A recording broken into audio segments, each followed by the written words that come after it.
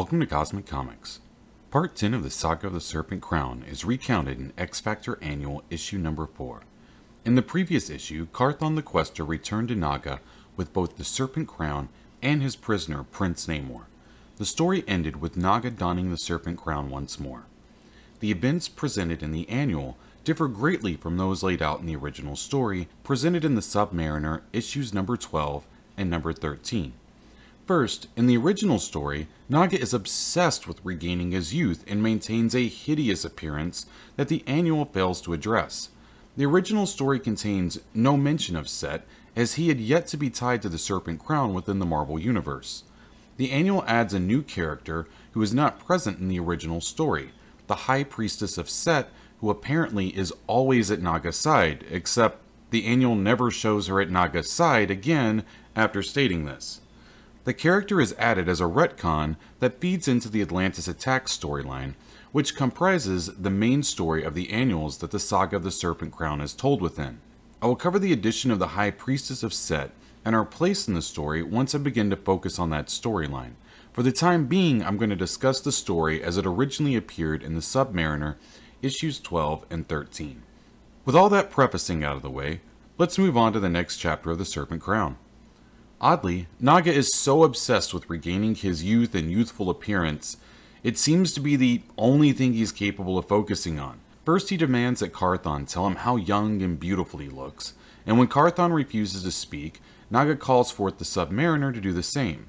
Naga continues to insist that he has been restored to his prime, even as Namor tells him that he sees nothing more than a withered tyrant teetering on the edge of madness. Naga demands that Carthon kill Namor for his offense, but Carthon refuses to kill an unarmed man.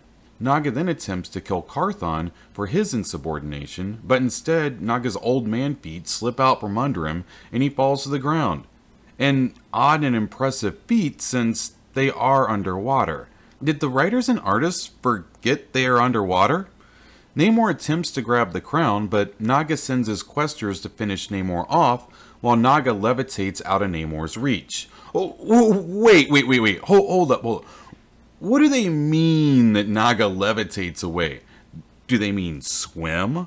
I think they mean Naga swam away, since they are underwater. The author, artist, and editor all seem to have forgotten that this story is taking place underwater. With that in mind, how is it that Naga is capable of exceeding Namor's grasp? Even if they weren't underwater where Namor can swim after him, Namor can still fly. You can't levitate yourself away from somebody who can fly. I digress. Namor takes on all of the questers at once. Carthon begs mercy for his fellow questers, asking that Namor not kill them since they are only following orders. Namor agrees to these terms, for it was Carthon who had saved his own life earlier in the day. Naga, who is oddly just floating in the water above Namor, and Carthon reminds Namor that it is he who must be destroyed. Carthon tries to dissuade Namor from battling Naga, but Namor insists. Naga and Namor keep pumping their chest and talking smack until finally Naga unleashes a mental bolt and announces that combat should begin. Rather than killing him off as Naga should have done, Namor wakes up in an unfamiliar place where he is forced to fight a horde of Crustatos.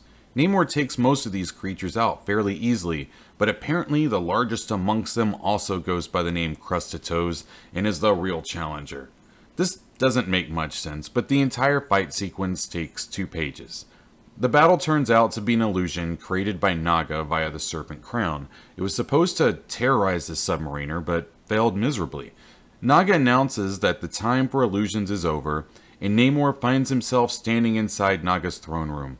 The two go back to talking smack, with Naga wanting Namor to kneel and Namor refusing. Naga didn't think things through and left Namor standing between the 2 main support columns for the throne room. Namor tears them down and attempts to escape before being crushed. As he flees, Naga informs Namor that inside the chamber itself is his final illusion. Namor looks back and sees that it's not Naga that sits on the throne, but Dorma, and she's been chained there. Namor is afraid that this is yet another illusion created by Naga. Despite these fears, he digs through the wreckage until he finds Dorma's lifeless arm peeking out from under the rubble. The issue ends with Naga informing Namor that he still has more suffering to come in the Tournament of Doom. Submariner issue number 13 begins with Namor having dug Dorma's body out from beneath the rubble. Naga revels in breaking Namor's heart. A distraught Namor attempts to attack Naga, but Carthon the Quester intervenes, noting that even though Naga is pure evil, he must still protect his monarch. Namor easily dispatches Carthon and the remaining Questers. Naga steps in and takes Namor out once again. It is rather impressive that Naga is capable of stopping Namor time and time again with a single blast from the Serpent Crown. In a very un-Namorish moment, the Submariner pleads for Naga to allow him to die in battle. Naga, being an idiot, agrees. Carthon begs that Naga give Namor a more merciful fate. This causes Naga to go full Joffrey on Carthon. Naga asks Carthon if Naga's word is always just. Carthon agrees that Naga speaks true, but asks him to reconsider in the name of the Questers who have spent their lives searching for the Serpent Crown and serving Naga. This panel is one of the few times where we get to see Naga living up to his reputation for cruelty. Naga claims that the only respect the Questers deserve is the kindness of a swift death. With a wave of his hand, Naga kills his closest and most trusted warriors. Carthon falls to his knees and begs Naga to strike him down as well. Naga isn't done with Carthon yet. He's determined to use Carthon to spread terror. Carthon tells Naga that he never should have returned the crown to him. Oddly, Naga replies that that is the only reason why Carthon still lives. That, and one other reason. Soon Namor awakens within an underwater coliseum. Namor threatens to kill Naga again. Surprise.